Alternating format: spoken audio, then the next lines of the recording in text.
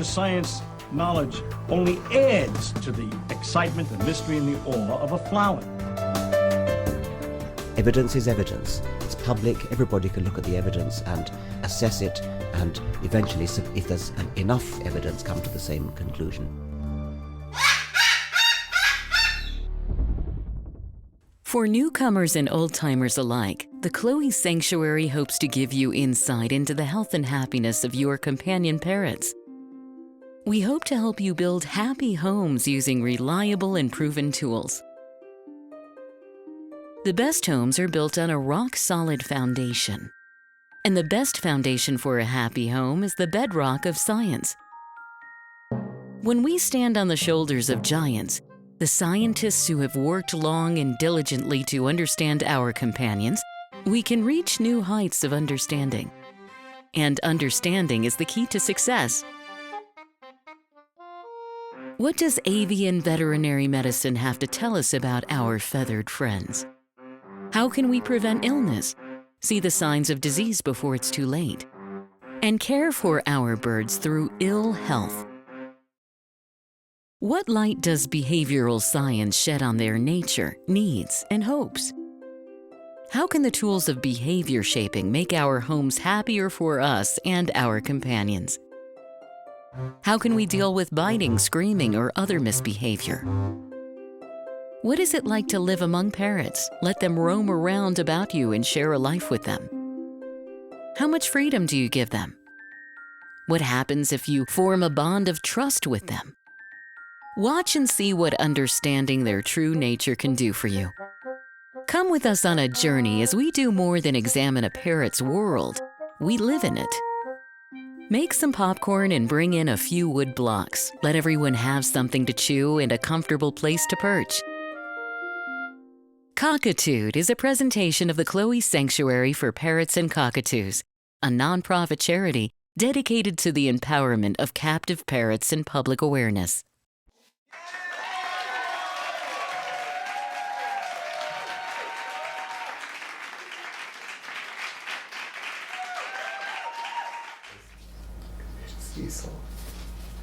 Hi, and welcome to Cockatude 49, Living with Dinosaurs, Parrot Tales.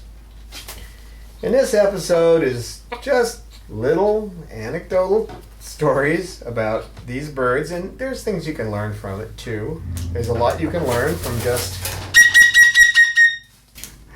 hearing stories about birds, and I'll try to relate it to training and things along that line. Chloe? You just want to stir things up, don't you?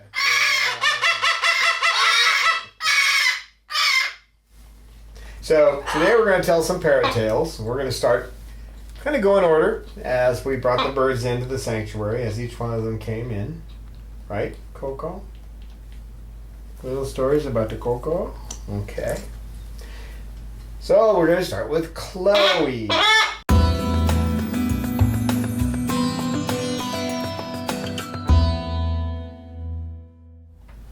I was in an odd place on the internet. No one was going there then, and I imagine that even less now. I was looking to find out about cockatoos, and I was in Alt Cockatoo, which was, I don't even know if it's still there, a news group just about cockatoos. Well, there was nothing going on, nothing at all.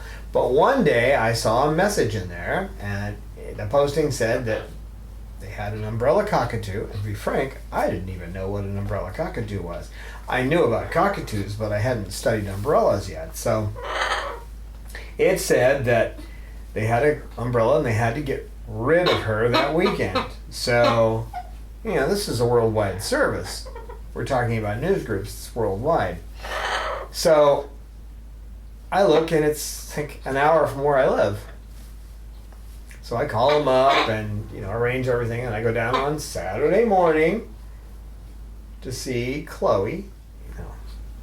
He's got heart problems, and, they're just done with having companion animals. So they tell me a story about one weekend. They used to take off and go off for weekends and leave Chloe alone. And they put a lock on her cage, a keyed lock. Well, one weekend they put the keyed lock on there, but they left the key in it. So Chloe had seen them turn the key, so she turned the key, got out of her cage, went in the bathroom, and they had this beautiful wooden medicine cabinet. They had all this custom work in their home. And she turned the entire thing in one weekend into little tiny toothpicks. She didn't do anything else. She could have chewed an electrical cord, started a fire. You try not to leave your birds alone for such a long period of time. It's not recommended to leave them alone for a day, full 24 hours, let alone leave them alone for 72. So they came home and it was just toothpicks. But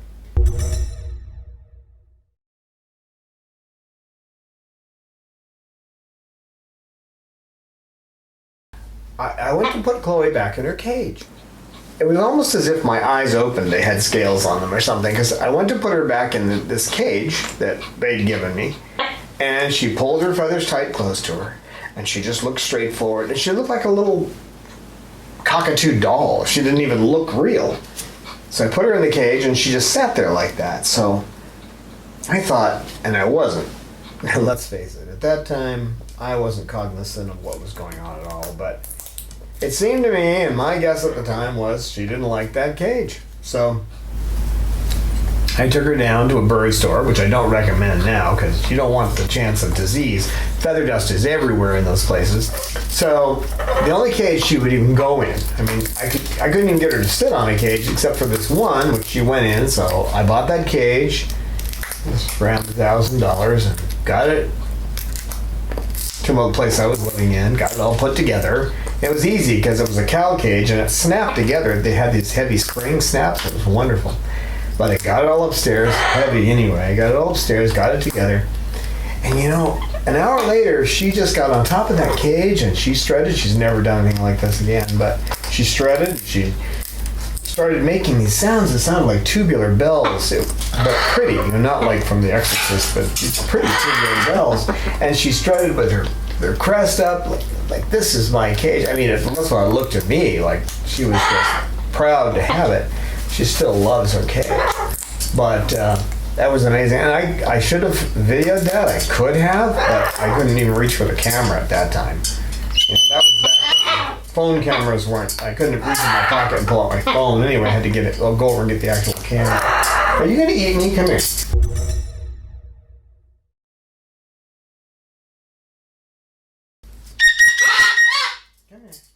He sees the cockatoo. Hello. He sees the cockatoo. Hello. He's going to the spinach cause he eats his spinach.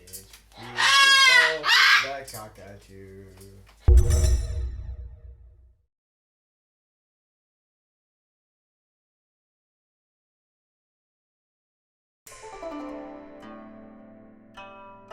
Peaches is an amazing personality.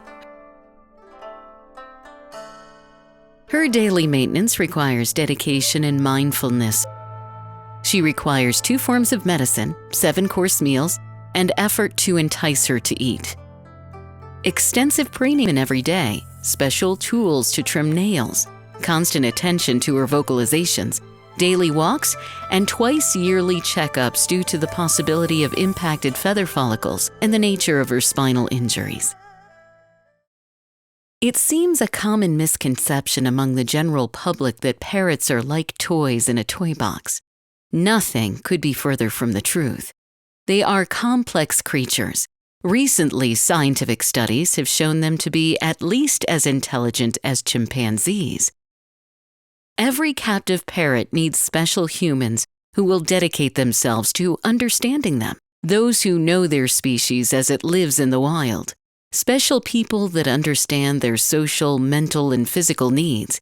They need to be understood for what they are, and not as merely human companions, as circus performers to bring smiles. Peaches needs all this and more. She is our special girl. Will you help us care for Peaches? Please make a donation today at our website, chloesanctuary.org. That's spelled CHLOESANCTUARY.org. sanctuary.org. As a special thank you for your donation, we will joyfully send you a postcard with Peach's happy face.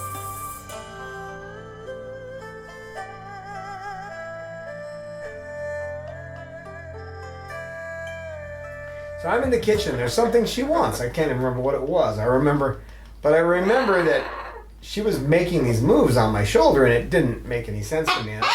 I was just cooking, grabbing stuff, I don't know, making muffins or something like that. And she climbed down my shirt and leaned over and almost put her eye on what she wanted.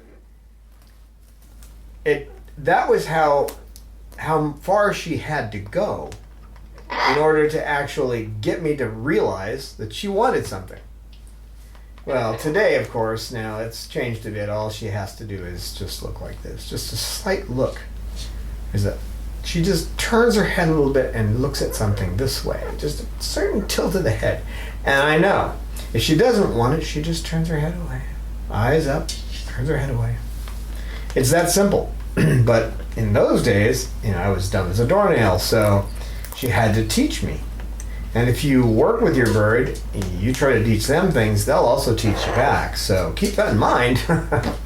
That's how I learned to start observing. And then I learned about feather position and how certain feather positions that she made meant certain things. Like when she brought it up, her feathers up around her face, she was calm.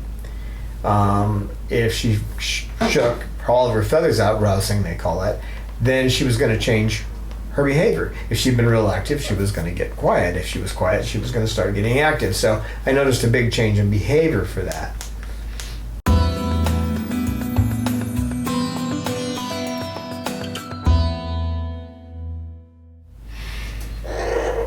And the next one to come in was Lorelei. Here I am, I'm sitting on the couch and got my camera and I'm pointing it up and at Lorelei because she's looking cute sitting up on a high perch. You're not going after her. No, you're not doing that. No. Hello. You behave. You don't. See, he's got this aggression problem, and it started when he was with Chloe, and I'm working with him, trying to keep him from going crazy. He's doing better. He's not flying over to attack anyone anymore, are you? No, you're doing better, but you're not all the way there yet. No, you got a ways to go. And Salamander knows that. You back away from Salamander. So here I am filming this, her sitting up there, and then I saw it. Her body position, the way she looked, she's going to fly right down at me. So I just kept filming, and she flew all the way down right onto the camera lens, just whack. And then she was grabbing onto the camera, and that's the end of the video. It's a short video. I think it's about a minute long, but holding the camera steady while she was flying down right at it was not the easiest thing I've ever done. Since then, of course, I've had a lot more experiences that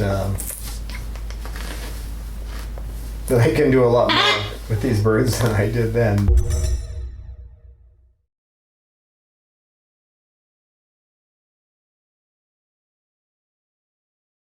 Another funny thing, and I believe the video is also in our video shorts, but I just learned the basics of applied behavior analysis. This is back in 2008. So here I am training her, and she's doing everything according to the book, the way you'd expect when you're running training. There were no problems. So here I am taking this video, and she's doing everything just right. And I was so proud, the typical proud father, right?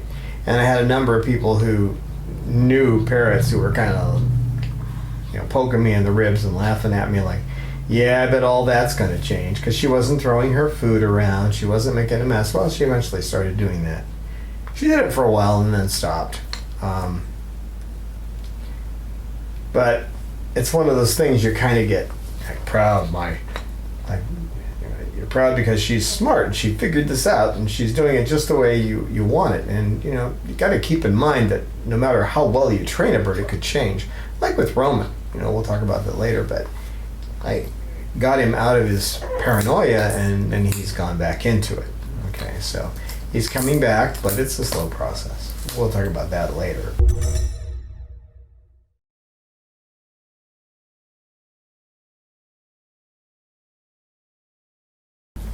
Now Lorelei was in her cage,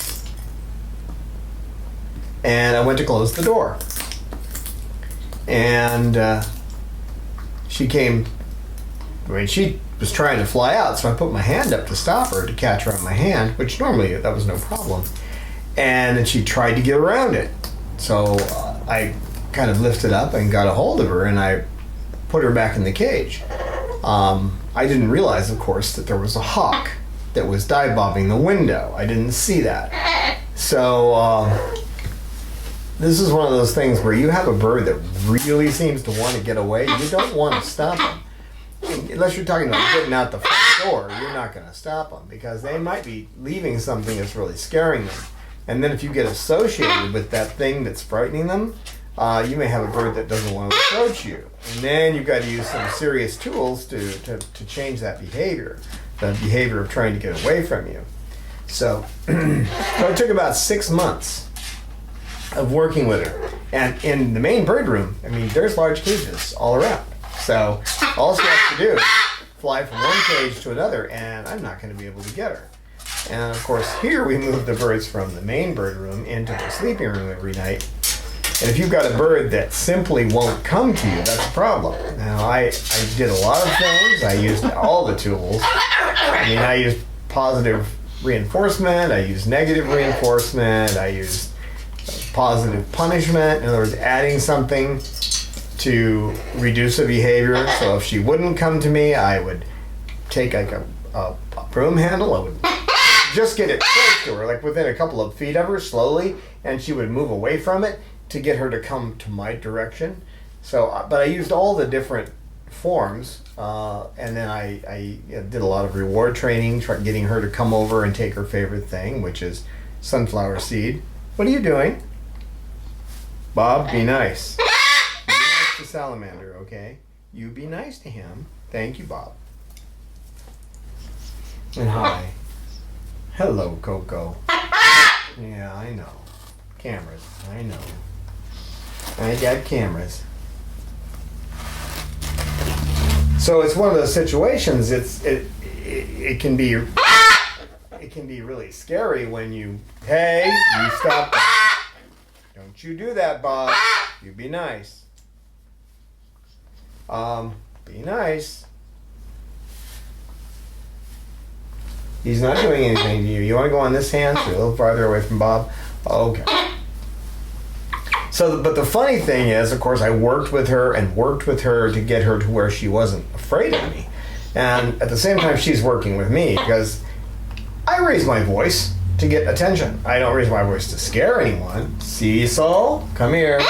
Come on. Come on, come here. Cecil, step up. Come on. Here's Cecil the cockatoo. Hello. Here's Cecil the cockatoo. Hello. He's going to the spinach because he eats spinach. He's Cecil the cockatoo. I do a redirect on him because he's starting to eat my ears only when the cameras are out. So he gets this kind of nippiness. Bob, would you work with Cecil? Thank you. A little diversion. Bob, you need to calm down up there. Please?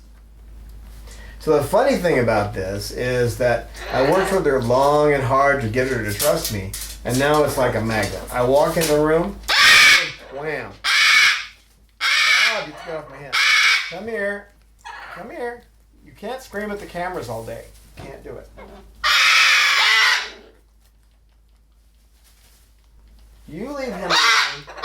Stop it. Sit. No, sit right here on my leg. Here, I'll put my legs up and you can sit right there. There you go. You leave him alone. That's not nice. That's not nice. Peaches, you okay? All right. Okay. So now she's my shoulder magnet. I walk into a room, wham, she's up on my shoulder. I try to get from one place to another, like we're talking about a 2-second run from place to place, and from all the way across the room, wham, she lands on my shoulder. Now I taught her to fly, because they need to learn that, and I taught her to fly because she was only 3 months old when I got her, so wham, every time. So it's like the Twilight Zone movie, it's like the Twilight Zone episode, where you pay $1 for the love potion and $10,000 for the shoe polish. And the shoe polish is just it's a fancy way of saying a way to get rid of them, right? But now she's my little buddy. She was in here, but she doesn't like to be around Snowball because Snowball's undetermined. You never know what he's going to do. So she left. But I wanted her in here, but she just didn't want to be around Snowball. So that Snowball needs the training, don't you, Snow? You'll be okay. Yeah.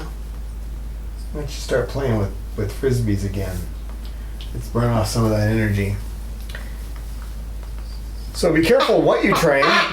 If you train a bird because I really want this bird to like me, it's not like she's mated to me. She's not. We have more like I know, Chloe. You need to stop chewing on me. Come here. No.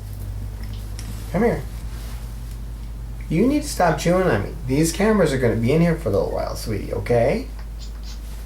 But I really want you in the room. I do. Because I love you. Yeah. So no chewing, okay? Don't chew the dad. All right, Bob? Bob, would you get him under control? There's a lot to play with inside my body, okay? This is just so weird. The only time he behaves like this is when the cameras are out, and then he's just trying to get a hold of my flesh. Come on. Come on, let me hold you up for a while. Let's just get you up. Let's get you up, and you can sit up there. You can sit up there. If you weren't sitting there, I could put him up on a perch. Bob, you don't need to. Bob tickles me. So he just he doesn't pinch or anything. He just puts his beak on me and rubs his tongue on me and it tickles. He does that a lot, silly bird. What are you doing down there?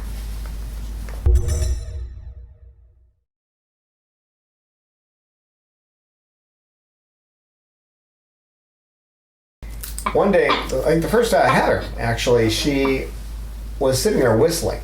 So she was pretty insistent, just whistling the same little sound. And no, you're not going to chew. Come here.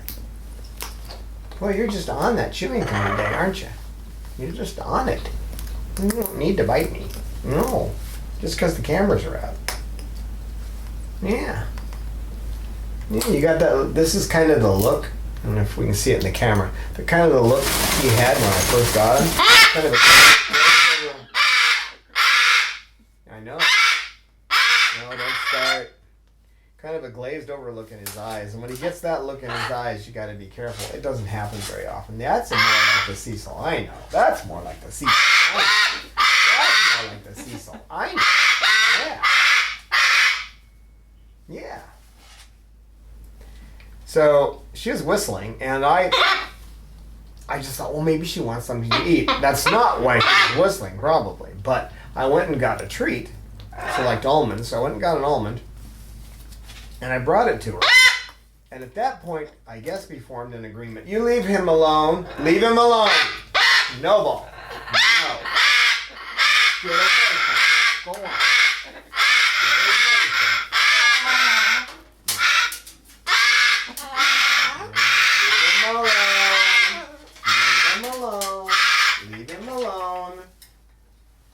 Snowball.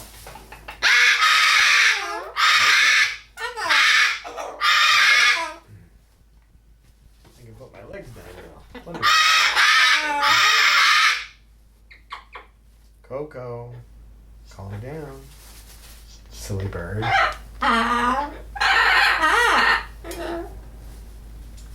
So she's whistling, and I give her this almond, and as I hand it to her, she goes, "Way to go!" And I thought that was pretty cool. And so then I'm walking away, and she says, "That's a good boy." So she kind of put me in my place. You know, you're the servant. We now have this agreement. I'm going to whistle, and that means I want something. So, hello. Don't chew my arm. You little pest. You little pest. Come here.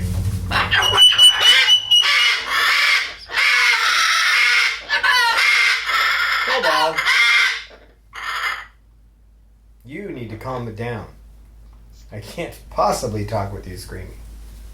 So the other thing she did that was really funny is that she would, if she didn't want something and you handed it to her, she'd go,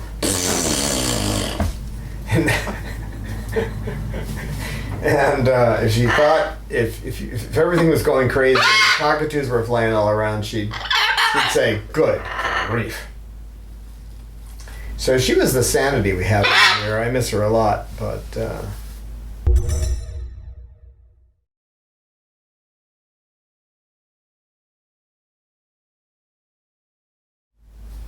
One day, it was the day I brought home Babaloo.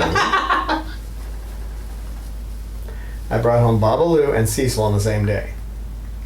So, here are two cockatoos. I'm bringing them into the sanctuary. By that time, we'd filed the paperwork and become a sanctuary. You don't want to mess with Bob. You don't. You do not. You too.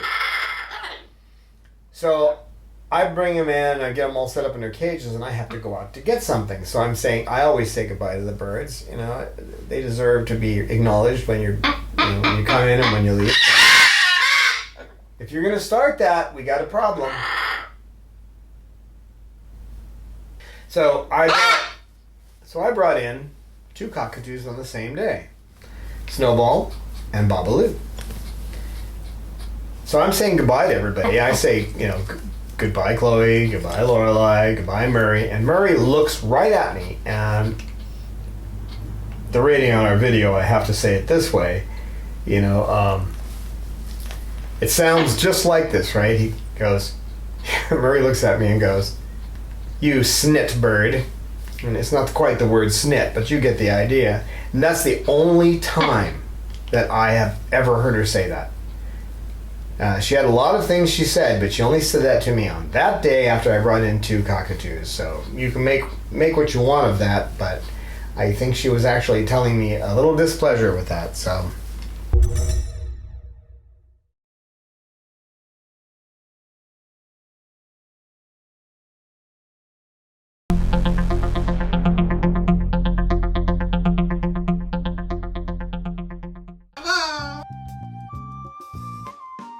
If you are enjoying our videos, we hope that you can find it in your heart to support our work. It costs between $25,000 to $30,000 a year to care for our flock of heartbroken and abused birds. Most of our birds came with feather destructive disorder. Even a basic exam with blood work costs $300. Medical emergencies cost us thousands a year. We are a non-profit, and donations are tax deductible to the full extent of the law. We need your support. Birds deserve a happy and healthy life. Become our patron at www.patreon.com/Chloe Sanctuary to support us on a per video basis, or donate at our webpage today.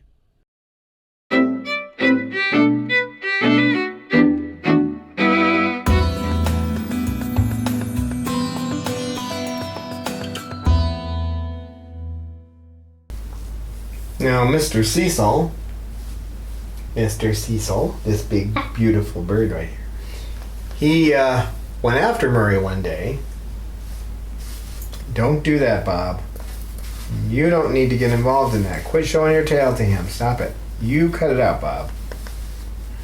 Can't have any of that hanky-panky going on here. No. So Cecil goes climbing up on Murray's cage, and Murray's sitting up on her door's open part, so she's sitting up there. He climbs all the way up, and he comes over towards her. And her way of saying, go away, was she would lean over lift up her feathers like this, stick her head out, and say, "Come here, come here, come here." That was her way of saying it. Was kind of like the Terminator, the Terminator movie, almost like "Hasta la vista, baby," and but so Cecil tries. He gets close to her, and she's not having any of it. She's still doing the lunging and leaning over and saying, "Come here." So he gets off the cage and he wanders over to a pile of toys and he digs around and he comes up with a stick. And on the end of the stick is this little boat, okay? It's a little toy plastic boat. It's not heavy or anything, but a little toy. He climbs all the way back up on the cage and Murray goes back into the same thing, "Come here, come here," all leaned over. And he walks over and he's just kind of tossing the stick back and forth and the toys dangling back and forth like this. And then he takes that little toy boat and whack into Murray. And she takes a step back, and he takes a step forward. And he goes, dump, dump, whack, whacks her with the boat again. She takes another step back and starts climbing down. He gets on like this, leaning down at her like this, still swinging the boat. He hits her in the tail with it. She gets off the cage and walks over, climbs up on another cage, and he takes the boat and he goes, with the stick, whoom, and it goes off, and the toy is gone. So I'm talking about you. Yes, I am. So that kind of blew my mind. I caught the tail end of that. I actually videoed it. I'm trying to find that video. I can't believe I don't know where it is, but I did capture him doing it. I didn't capture him going down for the toy, but I captured him coming up. And I don't know what made me do it. I don't know why I chose to capture that video, but I did, so. Makes you wonder just how far they think, don't you? Did he plan that? Did he climb down? Did he know he was going to go and get that particular toy and come up and do that particular thing? We'll never know the answer to that. But it sure did look like it that day, didn't it? We know they have the intelligence to think ahead. And I suppose if you had to fly through trees, you would too. Because you don't want to make any mistakes when you're flying through trees. Will you quit tickling my arm, you little monster? You're driving me crazy. Stop it. Stop it. Not that that'll make him stop it. That's not the phrase I use. Usually I say no or so they know those phrases. And I have to say them loud. Otherwise, they just ignore it. They assume I'm just chattering, which humans do all the time, don't they?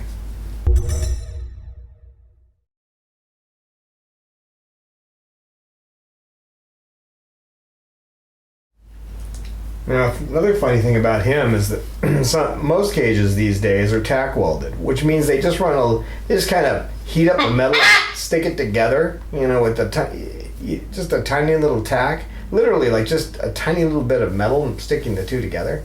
That doesn't work with Cecil. He just pops them right apart. So I put him in Bob's cage one day, and it's King's cage, big old King's cage, a wonderful cage. And 20 minutes later, he took two of the bars off the cage. So he can really demolish cages. And so he needs to go in a cage that has bead welds. I have one, I'll put a picture in the video, but I have one that the first one I had him in, he demolished that cage. I mean, I had to take plumber's tape, which is perforated metal tape, and I had to put it with bolts all the way around the cage to hold the bars together because he was just pulling them off. He even managed to break one of the bars loose on the round. Hi,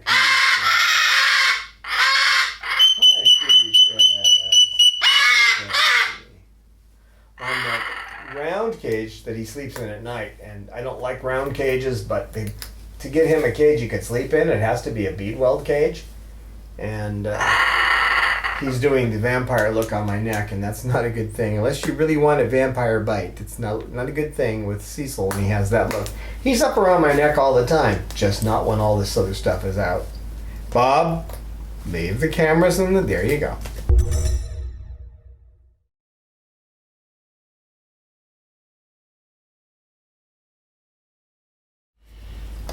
And you need certain comic relief in your life. It's kind of hard to go through life without comic relief. And one of the things he'll do is, when we're sitting watching movies, is he'll come right up And instead of what he's doing here, where he's like getting around my ear and that kind of thing, he gets right up and puts his face right here, like this, don't you?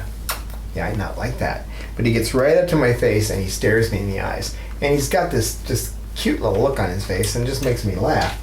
And he's great for comic relief, aren't you, kid? Yeah, you are. I'm sorry the cameras bother you though. But we got to do videos. We got to. So we all find certain little things they do, and each one of them has something that they can do to make me laugh. But he does this almost every day where he gets in my face. So, Snowball, no. Snowball, no. I'm trying to get a stick over them for him to pick up and play with, and he will if you throw him something like that. Divert his attention a little bit. You know, that's the DRA, the reinforcing something, another thing other than what they were going to do. So, as you can see, he's playing with a stick. That works out really well. Right, kid? I hope you can see it. I think I've got all the camera angles covered, but you never know. Do you, Cecil? Now, Bob, one of the funny things he did is I got him this brand new cage, and they're wonderful. I love King's cages. But if you've got a bird that's really tough on cages, like Cecil, obviously, from what I said before, that might not be the best choice. The best choice for Cecil would probably be a King's cage, get a stainless steel one, and then have a welder come in and hit every single spot with a bead weld. So you're probably talking with a welder and everything else around $5,000 for a cage that would actually work for this guy. Although he's in one right now that's got bead welds on it, and it's holding up, so. Good down, it's not the end of the world.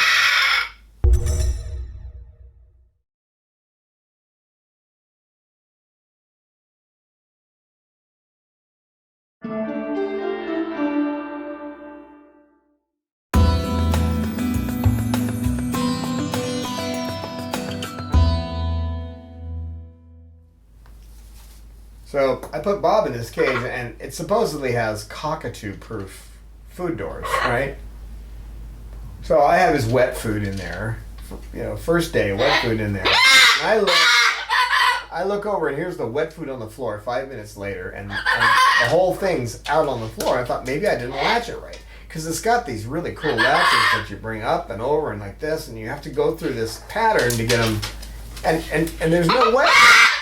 There's no way a cockatoo foot can possibly reach around and do that. Yeah, they can get it in the first position, but they can't get it in the second one, right? So what Bob figured out is that if you can get it into the second position, there's the locked position, then there's the part, there's the halfway point, and then there's the unlocked position. If you can get it there, then you can jimmy the thing up with your foot, and once it gets to a certain level, it'll pop right off. That's what he figured it out, and he figured it out in less than an hour. So now he has chains across all of them, and his wet food door also has a clamp on it. So I put a clamp there so he can't possibly get it out, because one or two times he's managed to break the chain loose and then knock the whole thing on the floor, and so that's a big cleanup. It's a big mess. So I put a clamp on it. The sad thing about that is that with that clamp there, I run into it sometimes. That's a little painful, but that's the way it goes, right, Bob? Yeah.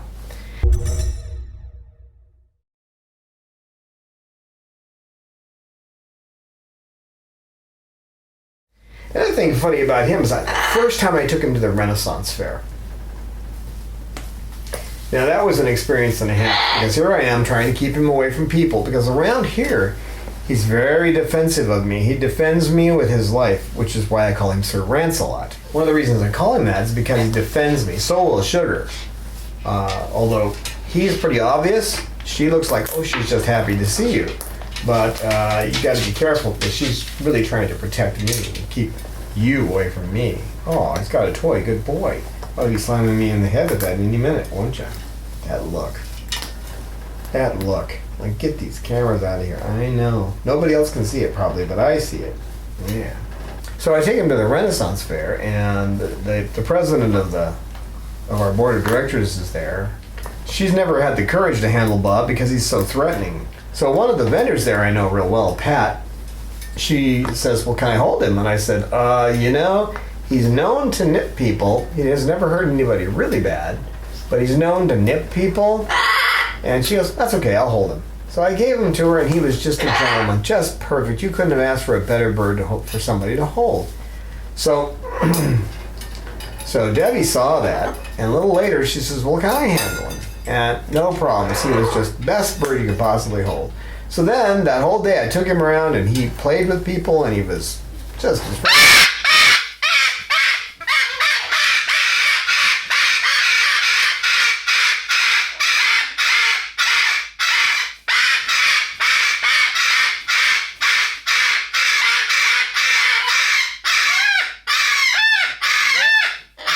Eccentric performance.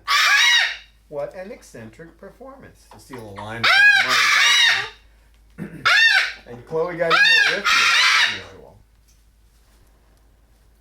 So the only time that I got a little worried is this big guy who wasn't paying attention to where he was walking bumped into me. Didn't touch Bob, bumped into me. And Bob lunged at him. I had to pull him back. He wasn't going to let anybody bump into me. And this guy was oblivious. I mean, I think if a comet was falling out of the sky and you could hear the thunder and the whole place was lighting up with fire, the guy wouldn't have seen it. He's one of those kind of people that walks around with blinders on, right? But Bob was full on, I'm going to take this guy out. And, they really could if they wanted to. I mean, if you know the stories about what they do in the wild. So, if you've got a bird, even a bird that's behaving perfectly, keep a watch on them when you're out in public, especially if anybody gets too close to you. Right, Bob?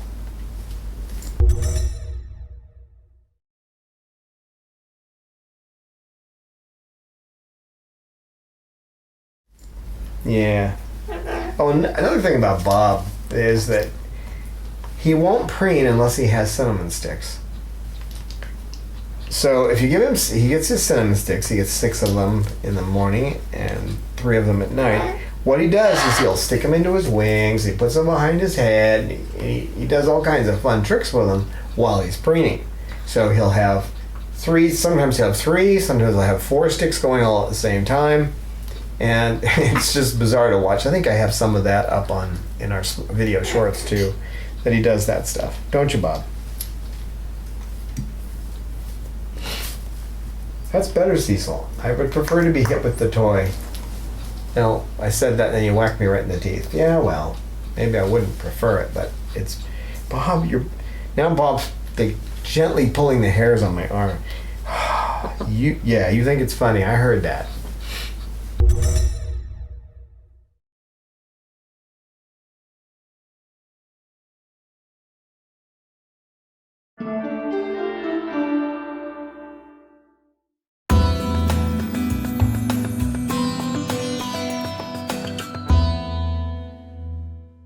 Now, Snowball, over there, Snowy Ball, plays Frisbee, and those videos are on the web too, but we started out with just little lids. And then one day I thought, I wonder what would happen if I used a Frisbee, so I bought, like a pack of 6 Frisbees or whatever. And because I know how hard the beaks are on plastic, and I threw a Frisbee. He caught it right away, and then within that one session, I think it was about an hour long, we had a game, and that game has been going on for a long time. We're talking about up to an hour of playing, where I throw the Frisbee up high, he grabs it, throws it back. He knows the rules. And the first time he gets a little.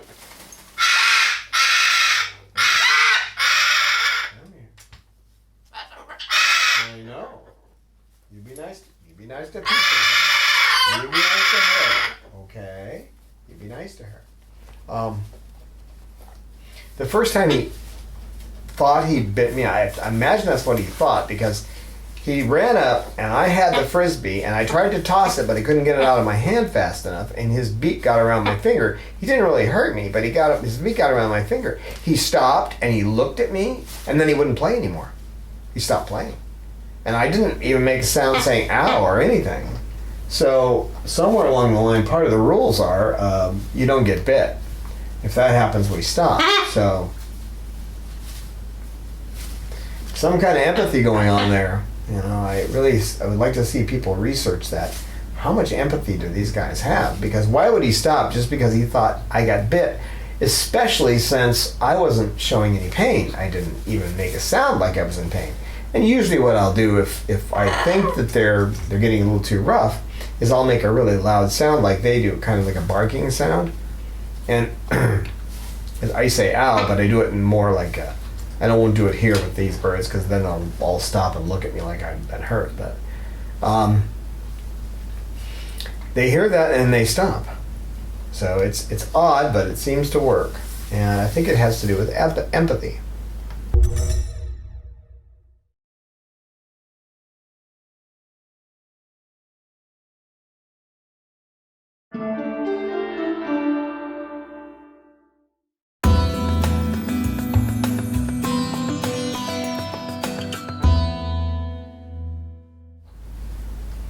Now Peaches does a lot of Peaches does a lot of fun things, but my favorite things are when she's messing with me. For example, if you reach over to Peaches when she puts her foot out, it usually means she wants to come over. Sometimes she'll just, as your finger comes close, she'll take and put her foot right through her crest like that. Bob, he's playing. Don't mess with him, okay? Because no, don't mess with him, please. It's keeping him from tearing up my face. This is the DRI, or the incompatible behavior. If he's got the toy in his beak, he's probably not going to be nipping me because there are cameras in the room. Bob, leave it alone. You're not helping the situation. Why don't you move down here? She does it in other ways too. Sometimes if she looks like she wants to come out of her cage and you walk over and she just turns and walks away from you. It's just like, oh, okay, I was just kidding. You get that, and it's really cute.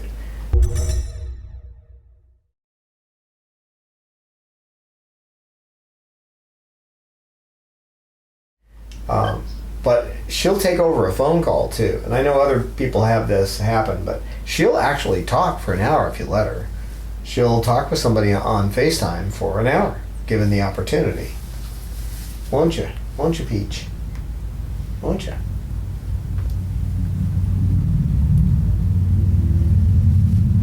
And she eats her breakfast on a tray in the kitchen, unless she starts her throwing routine. So her throwing routine is you leave the room and you come back and all the bowls of food are thrown on the floor. And she doesn't do that often, but when she does, the next couple of days she eats in her cage. I think she likes eating in her cage anyway. There's no one there to bother her. She doesn't have to worry about anything else. I don't know, whatever it is, but she might be doing that just because she knows she's going to end up in her cage. You got to remember, when you see a behavior, and if you think you're punishing the behavior, which simply means to try to reduce the behavior, you may actually be getting trained yourself. As in, she might throw the food on the floor so that you put her in her cage to eat her breakfast. Who knows? But always be aware that they may be training you. So in this case, food on the floor may not be a protest. It may be a simple way to manipulate you into doing something. Like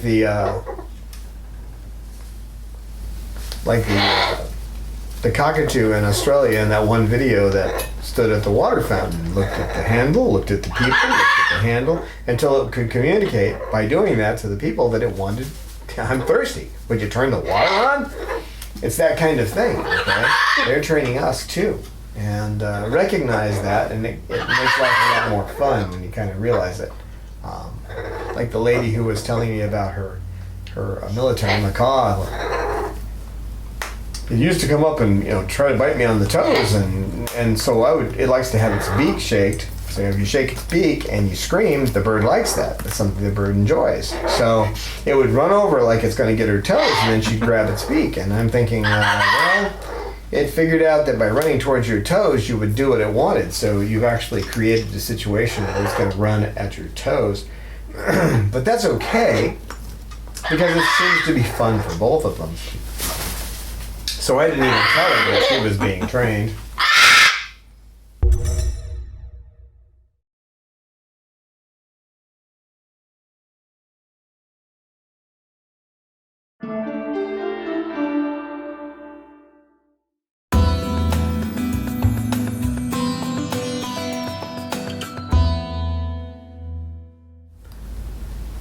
Roman, he does a lot of funny things, but like he likes to get behind my head. If he comes in here, he gets behind my head and he tickles my ears and he says, "I love you," as he goes from side to side. Part of that's nervousness, I think. He doesn't like to be around other birds much. He doesn't even like females. He stays away from pretty much the other birds. But, Cecil, calm down. Now you're getting too close to my hands. The next thing's a bite. I know how that works. Come on, calm down.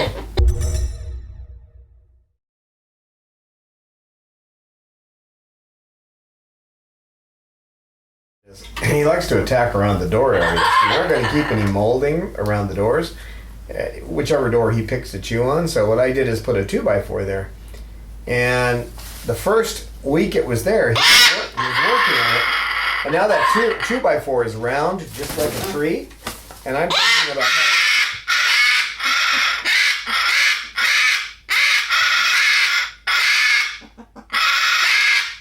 Coco.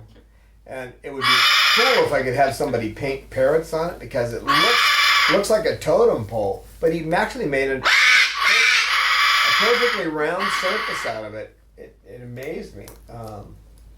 He's kind of a sculptor, that Roman bird.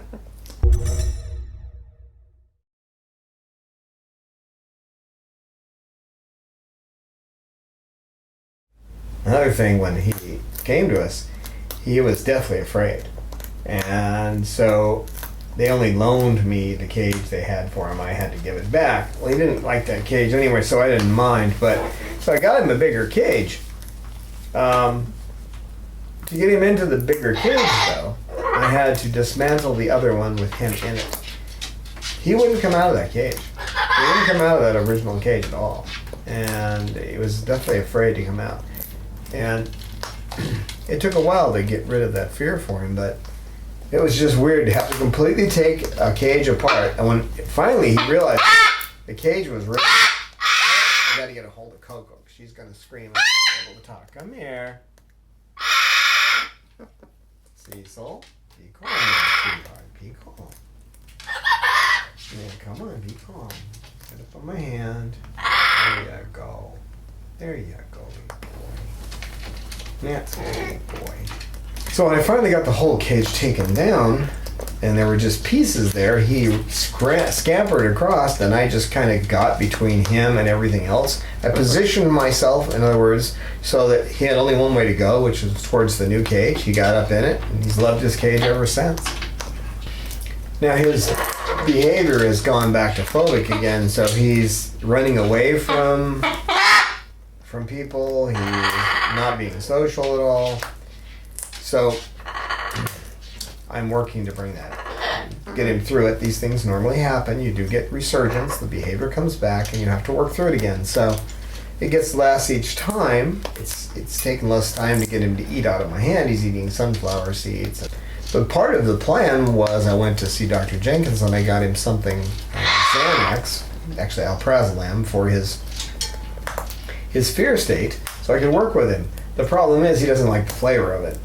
So I tried mixing that into peanut butter.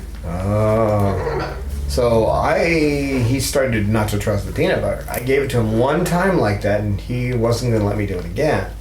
So now every time when I get him peanut butter on a stick, I put a little bit on a stick that has nothing in it, and then he'll take one bite, and then he throws the stick away, and then he tastes it. Then I put another stick in there that has his Haldol in it, because he has to have that, otherwise he tears up his feathers. And he'll take it then. And I'll hold it there until he's eaten most of it off, then I give him the stick and he finishes it up. So That's working just fine. But the intermediate step there was to give him a stick with just regular peanut butter on it. And at first it took 2 little sticks, now I got it down to 1 little stick, and the trust is coming back. Keep in mind, if a bird loses trust with you, it's going to take a long time to get it back. And you don't want to make any mistakes in that process, because one step, one mistake can set you all the way back, or at least part of the way back, and you'll have to work the same ground again. They're not as forgiving as some other animals, and they don't need to be. I mean, you shouldn't, in their world, there's just certain things you don't do, and if they think you did one of those things, then they're not going to trust you.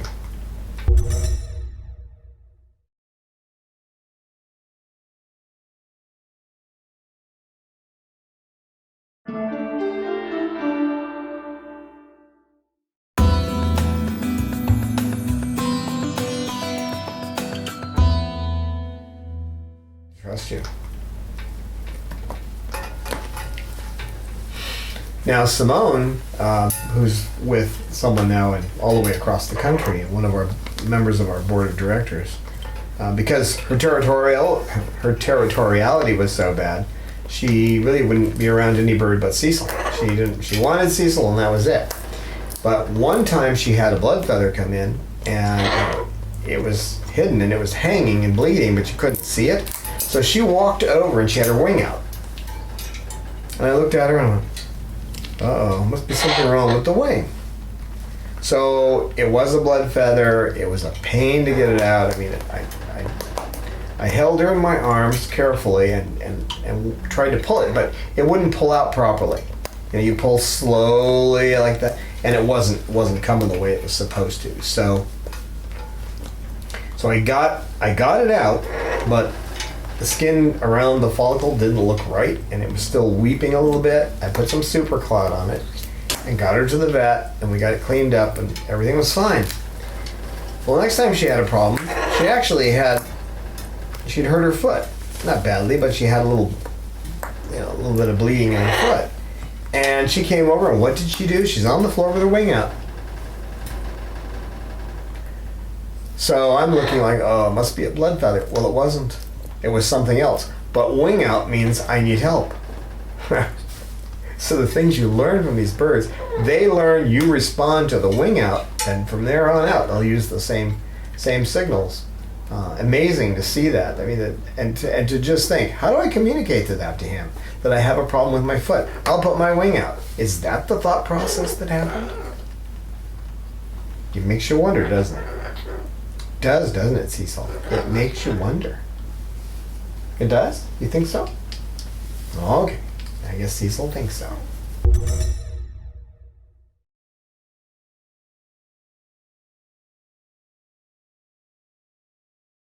The reason we had to rehome her to a trusted member of the board of directors, and that far across the country, somebody I knew had been here and spent time with us and knew her, and I knew she could work with her. She'd give her medicine.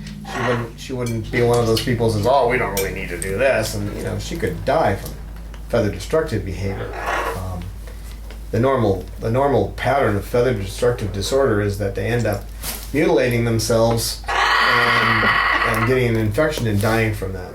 So anyway, the reason that she went back there was because of this extreme territoriality she had, trying to keep everyone away from her, Cecil. She used to chase salamander. Now salamander's a big bird. She was 420 grams, and he's 1,000. And she would chase him, and he would run, and he literally made sounds like a small girl who's scared to death. I mean, he's running away. And it wasn't a signal for everybody else to come in, but I guess it sounded like it. So it was funny to watch, even though I'm rushing over and stopping it right away, because it wasn't right. Sal didn't need that. Didn't happen all that often, but when it did, I mean, he kept away from her. If she was in the room, he kept a solid eye on her, because he didn't want to get chased again.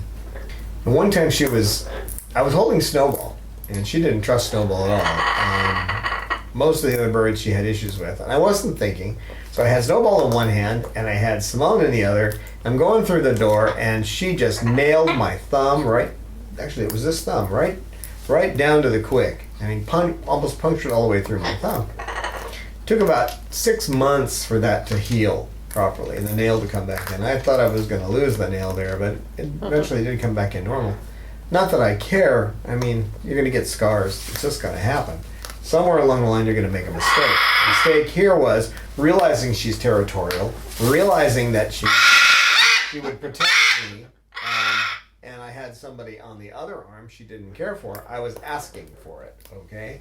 Most people might not see that. They might not realize, because they don't realize that there's territoriality going on and the effects of it. But she sure nailed me, and that was right before she left, like a day before she left, too. So I thought, well, that's a great way to remember her. Every time I see my thumb, I think, oh, Simone. Uh-oh, what are you doing? I thought you dropped your toy. Who wouldn't?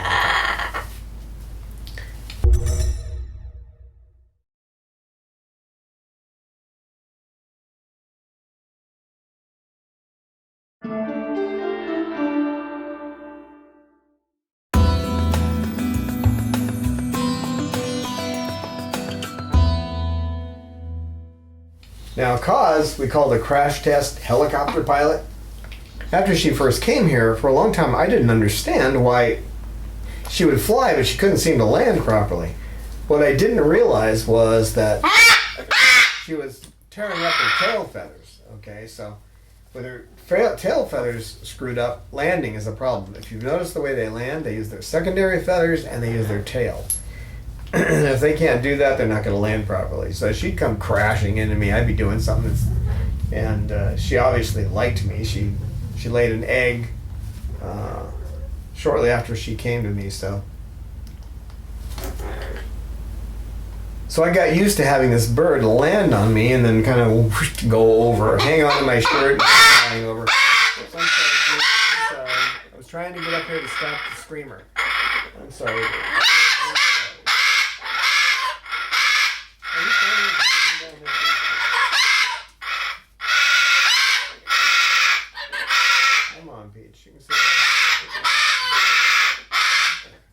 Another funny thing about Kaz is she's like a burglar alarm when I leave the room.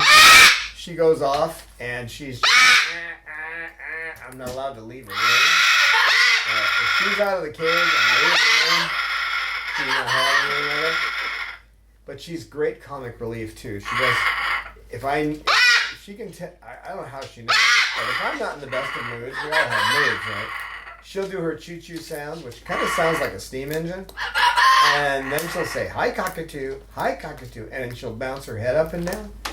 And the way she does it is just so lively, it's so happy, such a happy look that, it just changes your mood. It's great to have her recognize that I need a little boost and to give it to me. And I try to do the same for her. You just love to pull the glue out of that stuff and throw it away, don't you? You silly bird. He likes these toys, but he dismantles them. It's kind of good right now. He's dismantling the toy. He's not freaking out about the cameras, right, boy?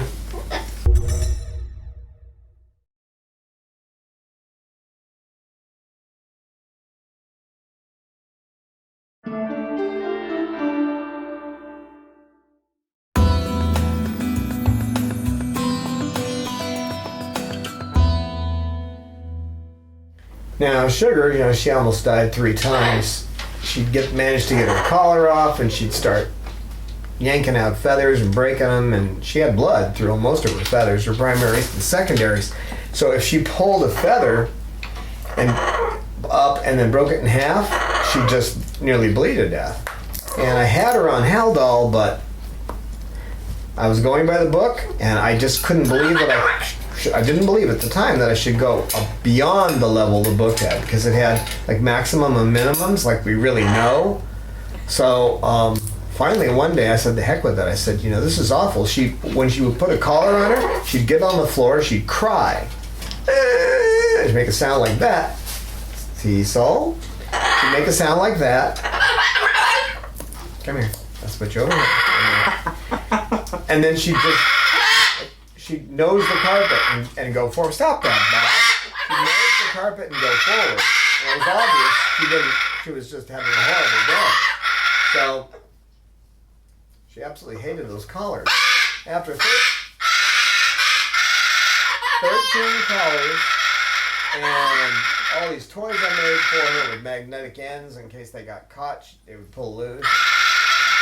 So I finally said to heck with it. I doubled her dose and took the collar off. So what does she do? She starts picking her feathers. I mean, not picking them. Stop that, Coco. Come on. There you go. Now, I'm going to bring you down here if you can't stop screaming at the cameras, okay? But you're a good girl. No screaming. You are just driving me crazy. Come here. Come here. Get down here on my side. I can kind of keep you quiet. So, what she was doing is just getting rid of all the little itchy stuff. She hasn't plucked her feathers since then. And her dosage has come down a little bit. I did make a mistake. Once a week, if she hadn't plucked, I would take it down another notch. Well, I got from 0.25 all the way down to 0.17, and then I had to take her in and have 75 feathers pulled, so that wasn't good. And I was right there through the whole process. So I swore I'd never go that low again. So as low as she ever goes is 0.20, and I never take her any lower than that. Her behavior is perfectly normal. She sits, like he gets too wound up, she gets real quiet when the cameras are out. But she acts perfectly normal on it.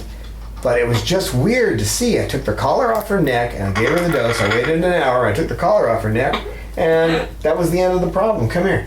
Come here. Come on. Come on. You little nutcase. You're a nutcase. You're a nutcase. You're a nutcase. That's you are. You're a nutcase. You are. You're a good boy, though. And the first time I saw her get jealous when somebody came in, I had a volunteer here, and she fluffed up, and the volunteer started walking over like, oh, look at her, isn't she beautiful? I said, yeah, she's beautiful. Don't touch her right now. She's actually displaying a little aggression towards you because she doesn't want you taking me away from her. The volunteer looked a little incredulous, like, really? You think that's what's going on? I said, hey, go ahead and try it. She can be handled by other people, but you've got to work at it a little bit. It takes about 5 to 10 minutes to make sure that she's not going to get aggressive. And that's basically just proving to her that this other person who's trying to handle her is not going to steal her mate away from me. And I am mated to her in her mind, so...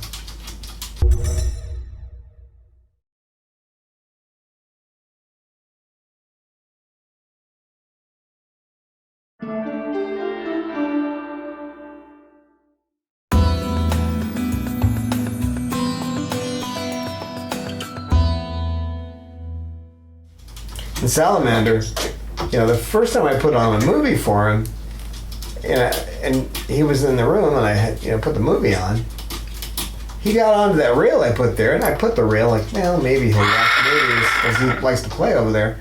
And he just started walking up and down the rail and watching the movie. It's funny, some of the movies he likes, he loves Jaws. It's one of his favorite movies. And he'll sit and watch almost the whole thing. And I'm not kidding. He turns his eye forward and looks at the screen. And he's usually sitting right about so I can't see the screen. Not that I care, because I'm really putting it on for them. And it's fun to watch him. Another one they did, I forgot to mention that Roman loves Willie Nelson. And I mean, he really loves Willie Nelson. So I bought him Honeysuckle Rose. Get out of there, Bob. So I bought him Honeysuckle Rose, and he sat and watched that movie all the way through, eyes forward, without moving. I mean, he didn't move. He just sat there and watched the entire movie.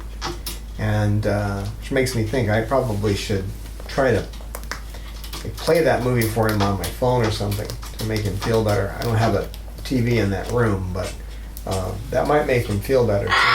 But he did that, and I even sent a clip of that to Willie Nelson, and his daughter wrote back and thanked me for that.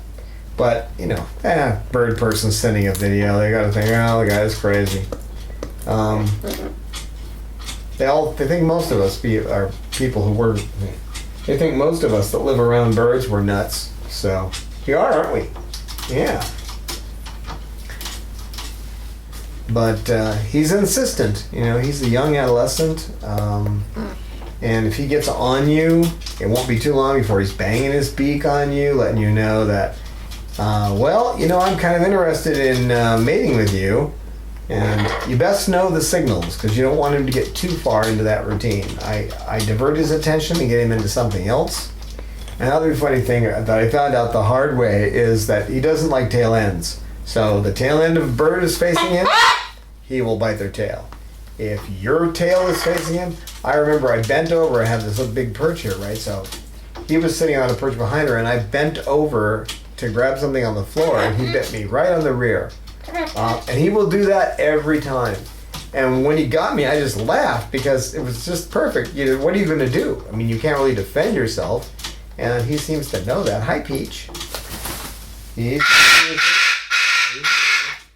can't really defend against that. Another funny thing is that in his... Stop that. I'm sorry, Peach. There you go, baby. Another funny thing is that I have to put a lot of paper in the bottom of his cage. Not in the part that catches the poop, but up on top. Because he'll shred that. In an hour, he'll shred half a newspaper. And I actually have, it's actually, get out of there. Leave her tail alone. An old dollar store mop handle. And I have it bent at one end, and I use it to drag all the paper so that I can pull it out of the bottom of his cage to clean it. But he makes a huge amount of paper. It looks like what you see in the wild, where you're looking like a wild rat or something like that. That's crazy. And he's got a great laugh too. And you know, like most of these birds, they know when to laugh too. That's the eerie thing, right? Yeah. These guys are amazing. That's just a few highlights. There's so many stories I could tell you about them. But Peaches, you want to say goodbye to the people? Peaches, you want to say goodbye? How about Peaches and Cecil saying goodbye? Say goodbye to the people. There you go. You too, Coco. We'll see you next time. We welcome your feedback on our videos. We look forward to your insights, tips, questions, stories, and pictures. You can email us at cockatude@chloesanctuary.org, reach us on Twitter @ChloeSanctuary, and join with us on our Facebook Chloe Sanctuary page.